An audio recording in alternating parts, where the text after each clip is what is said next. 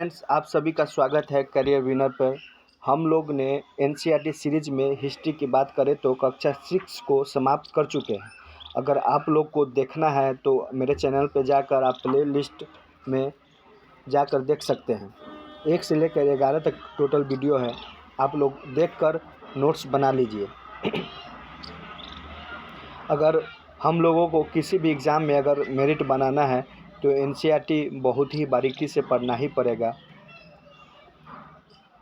आज हम क्लास 6 का पहला अध्याय जो है 1000 वर्षों के दौरान हुए परिवर्तनों की पड़ताल के बारे में जानने की कोशिश करेंगे।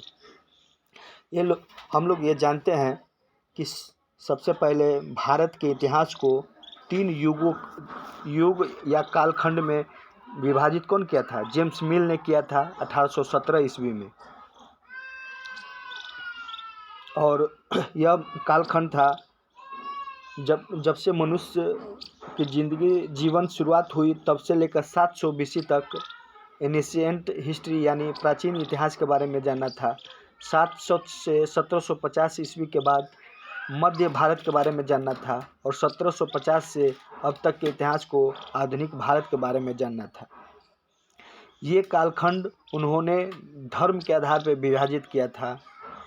उन्होंने प्राचीन काल को हिंदू धर्म के कालखंड को बताया, मध्यकाल को मुस्लिम धर्म के बारे में बताया और मॉडर्न ब्रिटिश के बारे में बताया।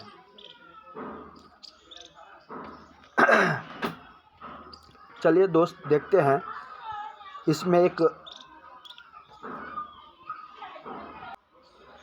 एक भूगोलवेत्ता अरब के अल अदरीसी थे जिन्होंने 1154 ईस्वी में विश्व का मानचित्र बनाया था। इस विश्व के मानचित्र में भारत को उल्टे क्रम में दिखाया गया था, यानी ये दक्षिण भाग था और ये श्रीलंका का भाग था। ये और 600 साल बाद 1720 ईस्वी में एक फ्रांसीसी भूगोलवेत्ता था जिसका नाम गिलॉम द लिस्ले था, जिन्होंने भारत को इस प्रकार दिखाया। ये दक्षिण भारत को दिखाया, नीचे इसका श्रीलंका को दिखाया। इससे पता चलता है कि पहले और 6 साल के बाद कितना अंतर आया है। इसी अंतर को इसमें दिखाया गया है।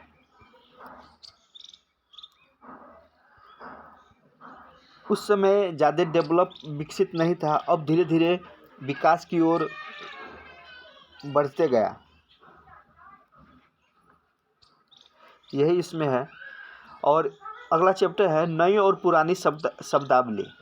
जैसे पहले जो शब्दावली था उसका प्रयोग किस मायने से किया जाता था, अब वह मायना का दायरा कितना बढ़ गया उसमें अंतर बताता है। जैसे एक उदाहरण लीजिए, एक इतिहासकार था मिनहाज ए सिराज जिन्होंने हिंदुस्तान शब्द का प्रयोग सिर्फ कहाँ के लिए किया? पंजाब, हरियाणा और गंगा यमुना के बीच में स्थित इलाकों के लिए किया। कहाँ? पंजाब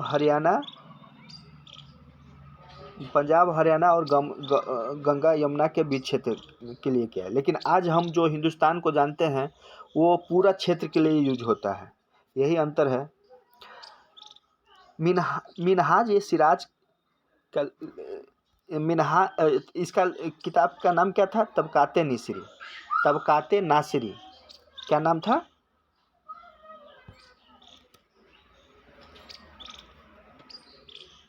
तबकाते नासिरी।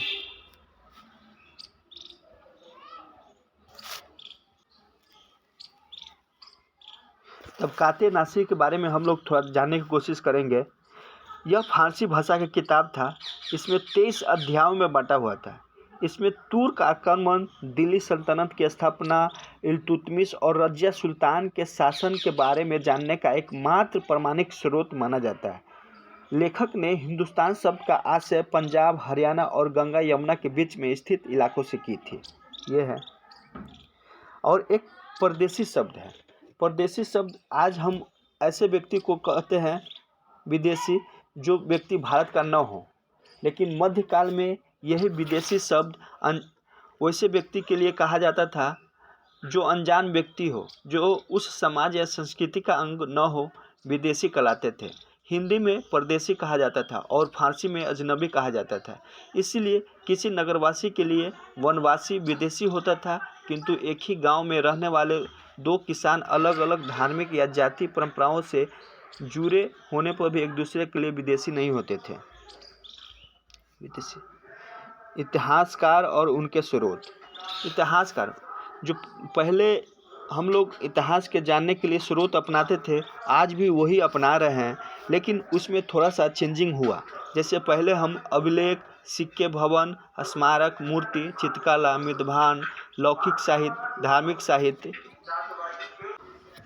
वही हम कहना चाह रहे हैं कि जैसे इसमें दिया हुआ है, किसी युग का अध्ययन करते हैं और उनकी खोज की प्रकृति क्या है इसे देखते हुए वे लोग अलग अलग तरह के स्रोतों का सहारा लेते हैं। उदाहरण के लिए पिछले साल आपने गुप्त वंश के शासकों और हर्षवर्धन के बारे में पढ़ा। इस पुस्तक में हम मोटे तौर पर 700 से 1750 ईस्वी का लगभग 1000 वर्षों के बारे में पढ़ेंगे। इस काल में अध्ययन के लिए इतिहासकार जिन स्रोतों का उपयोग करते हैं उनमें आपको बहुत सी बातें ऐसी मिलेगी जो पिछले युग से वैसे ही चली आ रही है। इतिहासकार इस काल के बारे में सूचना इकट्ठी करने के लिए अभी भी सिक्कों, शिलालेखों, स्थापत्य तथा लिखित सामग्री पर निर्भर करते हैं। क्या क्या चीज़ पे? सिक्कों, शिलालेख, स्थापत्य और लिखित सामग्री पर। लेकिन कुछ बात पहले की इससे काफ़ी भिन्न है। इस युग में प्रामाणिक लिखित सामग्री की संख्या और विविधता आश्चर्यजनक रूप से बढ़ गई। यानी लिखित सामान की सामग्री और विविधता आश्चर्य रूप से बढ़ गई। इसके आगे इतिहासकार सूचनाओं को दूसरे प्रकार के स्रोतों का इस्तेमाल धीरे धीरे कम करने लगे।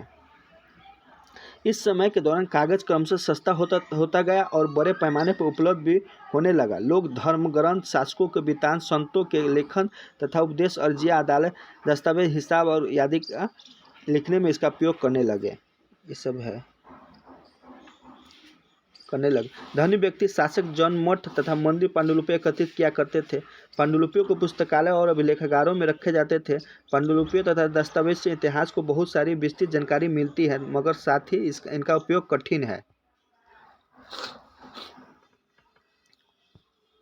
उन दिनों छापे खाने तो नहीं थे, इसलिए लिपिक या नकल नवीस हाथ से ही पांडुलिपि प्रकृति बनाते थे।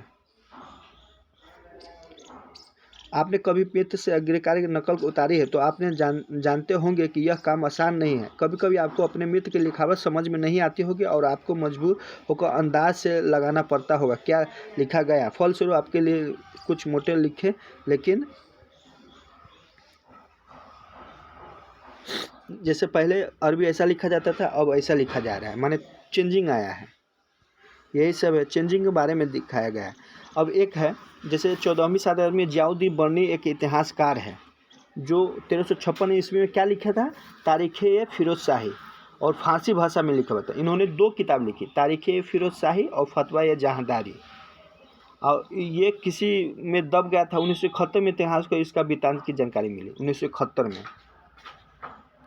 नए समाज और सामूहिक 1700-1750 के बीच हजारों वर्ष का अध्ययन इतिहासकारों के आगे भारी चुनौती रखता है, मुख्य रूप से इसलिए कि पूरे काल में बड़े पैमाने और अनेक तरह के परिवर्तन हुए। इस काल में अलग अलग समय पर नई प्रौद्योगिकी के दर्शन होते, जैसे सिंचाई में रहट, क्या चीज़ में, सिंचाई में रहट, कटाई में चरखे और युद्ध में अग्नेयास्त्र का इस्तेमाल होने लगे। इस माध्यम में नई तरह का खान पान भी आए, जैसे आलू, मक्का, मिर्च, चाय, कॉफी, सब विदेश से आए हैं। आर्थिक, राजनीतिक, सामाजिक, सांस्कृतिक परिवर्तनों का भी काल रहा। इस युग में लोगों की गतिशीलता, एक स्थान से दूसरे स्थान पर आना जाना बहुत बढ़ गया। अवसर भी तलाश लोगों के झुंड दूर की यात्रा करने लगे। उस उपमहाद्वीप में अपार संपदा और अपना भाग्य गढ़ने के लिए अपार संभावनाएं मौजूद थी। इस काल में जिन समुदायों का महत्व बढ़ा उनमें से एक समुदाय था राजपूत, जिसका नाम था राजपुत्र। अर्थात राजा का पुत्र से निकला है। 8वीं और 14वीं सदी के बीच यह नाम आमतौर पर योद्धाओं के उस समूह के लिए प्रयुक्त होता था जो क्षत्रिय वर्ण के होने का दावा करते थे। राजपूत शब्द के अंतर्गत केवल राजा और सामंत वर्ग ही नहीं बल्कि सेनापति और सैनिक भी आते थे। सेनापति और सैनिक, राजा, सामंत और सैनिक भी आते। इस समाज में अलग अलग शासकों की सेनाओं में सेवारत थे। कवि और चारण राजपूतों के आचार संहिता प्रबल पराक्रम करते थे। इसमें सिख, मराठा, जाहोम, कायस्थ समूह का उठाया गया। पूरे काल के दौरान जंगलों की कटाई हुई। जंगलों की कटाई से कृषि के जो खेत था वो बढ़ा। पर्यावरण में परिवर्तन के कारण कई वनवासी मजबूत होकर अपना स्थान छोड़ना, कुछ वनवासी जमीन की जुताई करने लगा और कृषक बन गए। कृषकों के ये नए क्षेत्र बाजार, मुखिया, पुजारियों और मंदिरों से प्रभावित होने लगे। वे बड़े और जटिल समाजों के अंग बन गए। उन्हें कर चुकाने पड़ते थे और स्थानीय मालिक वर्ग की बेगार करनी पड़ती थी। परिणाम स्वरूप किसानों के बीच आर्थिक और सामाजिक अंतर उभरने लगे। कुछ के पास ज़्यादा उपजाऊ जमीन होती थी, कुछ लोग मवेशी भी पालते थे और कुछ लोग खेती से खाली समस्त दस्तकारी करते थे, काम करते थे। जैसे जैसे समाज में अंतर बढ़ने लगे, लोग जातियों उपजातियों में बंटे। इस चैप्टर में यही है कि कैसे कैसे समाज में धार्मिक, जाति, धर्म ये सब आने लगा धीरे धीरे। ये उस चीज़ के बारे में हम लोग को बताया गया है। क्षेत्र और समाज। ग्यासुद्दीन बलबन उस समय कौन कौन क्षेत्र पर शासन करते थे? गौड़, आंध्र, कर्नाटक और महाराष्ट्र, गुजरात आदि विभिन्न क्षेत्रों पर सेना का आगे पलायन कर जाते थे। इतिहासकार विजय अभियान के इन दावों को अश्लीलता का पूर्ण मानते थे। साथ ही वे समझने की कोशिश भी लगे रहते थे शासन लोग उपमहाद्वीप के विभिन्न भागों पर अधिकार उल्लेख क्यों करते थे। एक इतिहासकार का नाम है इसमें शिहाबुद्दीन, जो क्या लिखा था? मसालिक अल अफसर फी ममालिक के राजकाल में दिल्ली के अंतर्गत सल्तनत आने वाले पर। शिहाबुद्दीन कहाँ के थे? मिस्र के थे। उसका नाम क्या रचित है? मसालिक अल अबसर फी ममालिक अल अमसर के अनुसार मोहम्मद तुगलक के राजकाल में दिल्ली सल्तनत के आने वाले प्रांत के बारे में चर्चा किया गया।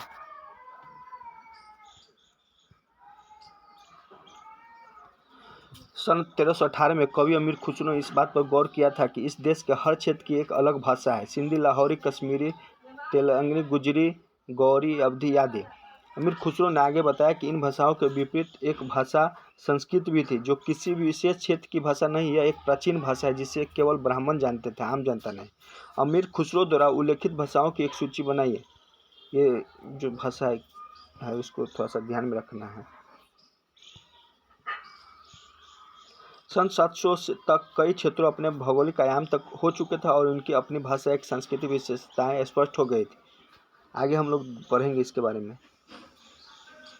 18वीं सदी में मुगल वंश पतन के ढलान पर था। फलस्वरूप क्षेत्रीय राज्य फिर से उभरने लगे, लेकिन वर्षों से जो सबसे साम्राज्यों का शासन चल रहा था उससे क्षेत्र की प्रकृति बदल गई थी। उन पर कई छोटे बड़े राज्यों का शासन चलता रहा था और उन राज्यों की बहुत सी बातें उन उपमहाद्वीपों के अधिकतर भाग में फैले।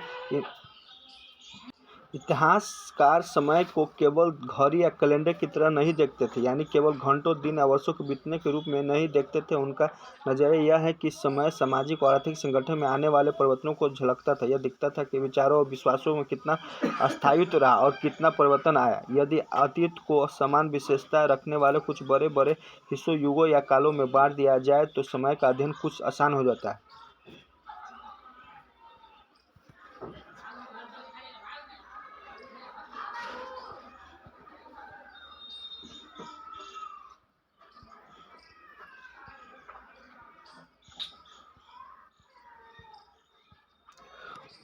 उन्नीसवीं सदी के मध्य अंग्रेज इतिहास ने भारत के इतिहास को 3 युगों में बांटा: हिंदू, मुस्लिम और ब्रिटिश। यह विभाजन इस विचार पर आधारित है कि शासकों का धर्म एक ही मात्र महत्वपूर्ण ऐतिहासिक परिवर्तन आता है, अर्थात अर्थव्यवस्था, समाज और संस्कृति में और कोई भी महत्वपूर्ण बदलाव नहीं आता। इस दृष्टिकोण में इस उपमहाद्वीप की अपार विविधता भी उपेक्षा हो जाती है।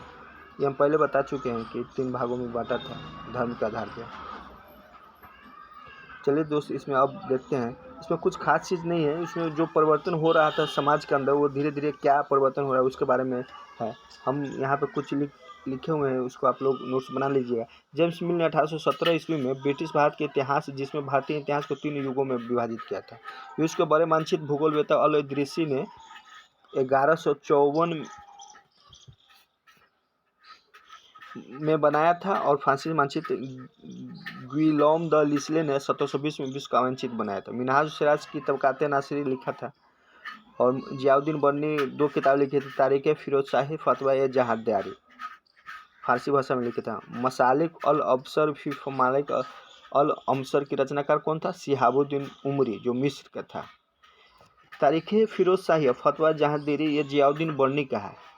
फतुहात फिरोज शाह का आत्मकथा है। ये जियाउद्दीन बर्नी नहीं लिखा था, जियाउद्दीन बर्नी लिखा था तारीख फिरोज शाही, फतवा जहादारी फारसी में।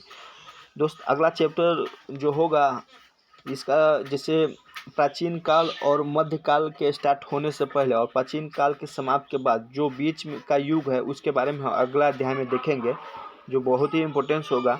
Thank you.